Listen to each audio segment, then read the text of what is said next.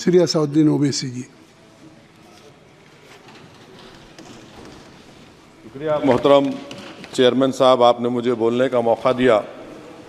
मैं शुरुआत में बताना चाह रहा हूं कि मैं हुकूमत की तरफ से लाए गए इस रेजोल्यूशन की मुखालिफत में बोल रहा हूं और मैंने अमेंडमेंट्स भी दिए हैं प्रेजेंट एड्रेस के लिए। और चेयरमैन साहब, आप उर्दू को जानते हैं, किसी एक शायर ने शायद बरसर इक़्तिदार जमात के लिए ये शेर कहा होगा कि उसूल बेचकर मसनद ख़रीदने वालों, निगाह अहले वफ़ा में बहुत हक़ीर हो तुम, वतन का पास तुम्हें था न होगा कभी, कि अपने हिर्स के बंदे हो बेज़मीर हो तुम, इज़्ज़त नफ्स किसी शख्स की महफूज नहीं, अब तो अपने ही निगहबानों से डर लगता है, डंके की चोट पे जालिम को बुरा कहता हूँ, मुझे सूली से न जिंदानों से डर लगता है। मोहतरम चेयरमैन साहब, मैं आज इन लोगों की तरफ से बोल रहा हूँ जो दिखते तो हैं, जिनके बारे में बात तो होती है मगर उनकी कोई नहीं सुनता। मैं उनके बारे में बोल रहा हूँ जिनके बारे में वज़ीर आज़म मोदी ने कहा था कि घुसपैठी है। मैं उन बेटियों और माओं के बारे में कह रहा हूँ जिनके बारे में मोदी ने कहा कि ज़्यादा बच्चे पैदा करते। मैं उन मासूम नौजवानों के बारे में कह रहा हूँ जिनको मॉब लिंचिंग के ज़रिए मारा जा रहा है। मैं उन बेज़ुबान माँ और बाप के बारे में बोल रहा हूँ जिनकी औलाद आज इस हुकूमत के गलत क़ानून के चक्कर में जेलों में सड़ रहे हैं। सर, मैं दस्तूर जब इस ऐवान में बन रहा था, संविधान बन रहा था, तो उस वक्त अलहदा वोटर लिस्ट और इंतखाबी रिजर्वेशन की बात आई, तो उस वक्त के हमारे फाउंडिंग फादर्स ने, हमारे बुज़ुर्गों ने, दोनों समुदाय के हिंदू और मुसलमानों ने फ़ैसला किया कि हम इस पर राज़ी नहीं होंगे। बल्कि उन्होंने क्या कहा था हमारे फाउंडिंग फादर्स ने, उन्होंने मुखालिफत की थी अलहदा वोटर लिस्ट की और इंतखाबी रिजर्वेशन की। उन्होंने कहा था, I quote sir, it is the duty of majority community to ensure that minorities are elected in the representative numbers.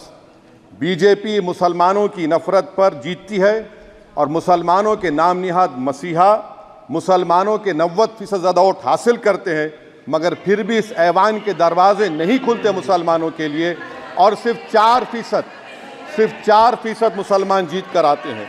Sir, संविधान सिर्फ एक किताब नहीं है जिसे चूमा जाए, संविधान एक किताब नहीं है जिसे दिखाया जाए, संविधान एक सिंबल भी है, मगर संविधान एक हमारे बुजुर्गों के ख्वाबों की किताब है।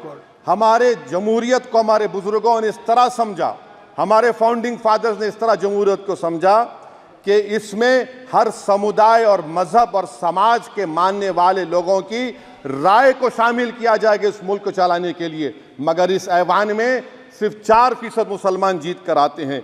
मैं संविधान से जो मोहब्बत के दावे करते हैं उनसे कहूँगा कि कभी उठाकर पढ़ो कॉन्स्टिट्यूंट असेंबली डिबेट्स में कि नेहरू ने, HC मुखर्जी ने, सरदार हुकुम सिंह ने माइनॉरिटीज़ के बारे में क्या कहा था।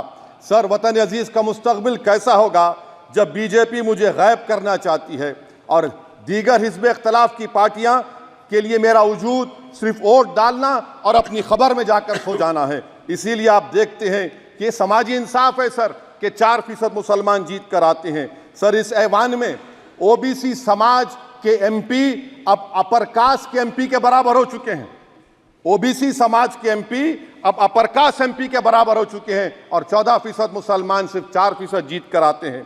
CSDS का डेटा ये बताता है कि इस मुल्क में जो वोट बैंक है, जो एक मुश्त वोट डालता है, वो अपर कास्ट का है। मुसलमान का कभी ना वोट बैंक था ना कभी रहेगा। सर, 4 जून के बाद 6 मुसलमानों की मॉब लिंचिंग हुई, 11 घरों को मध्य प्रदेश में मोदी के बुलडोजर ने निस्तो नाबूद कर दिया। हिमाचल प्रदेश में एक मुसलमान की एक दुकान को लूट लिया गया और हिज़्ब इख्तिलाफ की पार्टियों की तरफ से सन्नाटा है। शायद अब वक्त आ चुका है कि लफ्ज़ मुसलमान का नाम लेना भी अब उस पर पाबंदी आयद कर दी जाएगी। सर, मैं ये बात बताना चाह रहा हूँ कि नरेंद्र मोदी को जो मैंडेट मिला है। एक मिनट, आप लोग बैठ जाएं, कृपया आप लोग बैठ जाएं। श्री मनसुख मांडविया जी, आप लोग बैठ जाएं, कृपया माननीय सदस्य बैठ जाएं। श्री मनसुख मांडविया जी, मनसुख मांडविया जी, कृपया आप लोग बैठ जाएं। अपने प्रारंभिक कृपया आप लोग बैठ जाएं। आप लोग बैठ जाएं। माननीय सदस्य ने अपने प्रारंभिक भाषण में जो शब्द प्रयोग करा है उसको ऑथेंटिकेट करा जाए। और अभी उन्होंने उल्लेख करा कि मोदी के बुलडोजर ने वहाँ मॉब लिंचिंग करा है उसको भी ऑथेंटिकेट करा जाए। निश्चित तौर से इसको ठीक है, ठीक है, ठीक है, ठीक है, ठीक है। ओवैसी साहब जब भी कोई बात नहीं सर, आप चेयर पर बैठे हैं जी, इसलिए आप मंत्री जी को पेट में दर्द हुआ, माशाल्लाह, शुक्रिया उनका। नहीं, तो सर मैं ये बोल मंत्री की रहा था, जवाबदेही है अरे ये नहीं, मंत्री इससे की बुरी बात क्या है? पेट में दर्द हो सकता है, वो दर्द ये सब ठीक अच्छा है। दर्द हुआ, चलिए दर्द हुआ, दिल का दर्द हुआ। तो सर जो नरेंद्र मोदी को मैंडेट मिला है वो सिर्फ और सिर्फ मुसलमानों की नफरत पर हिंदुत्व की वजह से मिला है। I would like to say it is not Modi's in dock but every single person voted him despite his anti Muslim voice. And I would like to tell the opposition parties this is not a moral victory for you, this is a victory of majoritarianism. Everyone should contemplate and do introspection. Why is it that the OBCs and the upper caste are getting their due representation? Why are the Muslims not getting? Are we here only to vote for you and not to get elected? If that is the case, please tell us that we are only here to vote for you. Sir, आज भारत के आधे नौजवान बेरोजगार हैं और रोजगार की तालाश, बेरोजगारी का आलम यह है सर कि मोदी सरकार के 5 साल में 75 लाख एस्पिरेंट्स की जिंदगी बर्बाद हो गई, 6 पेपर लीक हुआ। बेरोजगारी का आलम यह है सर कि रशिया जा रहे हैं, वहां जाकर अपनी जानों को दे रहे हैं। बेरोजगारी का आलम यह है कि नरेंद्र मोदी रोजगार का कैंप चलाती है नौजवानों के लिए कि तुम इजराइल में जाकर काम करो, उनको कैनन फॉडर बना रही है ताकि फलस्तीनियों की जायदादों को हड़प कर सके। ये भी कंक्लूड कर। अरे सर मेरा टाइम है, कहाँ टाइम है सर? आप ये टाइम ले लिए मेरा सर, मैं 2 मिनट दीजिए। ये विश्वगुरु की पॉलिसी है। इजराइल को 27 टन हथियार जा रहा है। 9 मिलियन भारत के लोग गल्फ में काम करते हैं, क्या असर पड़ेगा? 47,000 इजरायली फलस्तीनी मार चुके हैं। क्या है हमारी पॉलिसी सर? क्यों हथियार दे रहे हैं सर? नस्लकशी हो रही है। सदर जमहूरिया के खुतबे में राष्ट्रपति के सर, मैं उसी पे बोल रहा हूं सर, उसमें लिखा हुआ है फॉरेन पॉलिसी के ऊपर, आप पैराग्राफ नंबर 25 देख लीजिए। सदर जमहूरिया में सैचुरेशन अप्रोच है। क्यों नहीं मोदी सरकार माइनॉरिटीज को तीनों स्कॉलरशिप को डिमांड करती है सर, उसको आपने बजट कम कर दिया। सर बनारस का बुनकर 18 महीने से मंडी का शिकार है, सूरत और बेंगलुरु जा रहा है। सर आखिरी बात कंक्लूड कर रहा हूं, आखिरी बात सर, पनून केस में निखिल गुप्ता, मोदी ने कहा था कि हम घर में घुसकर मारा, तो निखिल गुप्ता को किसने ऑर्डर दिया था पनून को मारने का? अगर नहीं दिया तो उसको बचाइए, और अगर दिया नहीं तो फिर उस पर पीएमएलए क्यों नहीं लगाते? और सर समाप्त करो, कमेटी बनाई आपने, उसका क्या हुआ? सर हम एससीओ को नहीं जा रहे।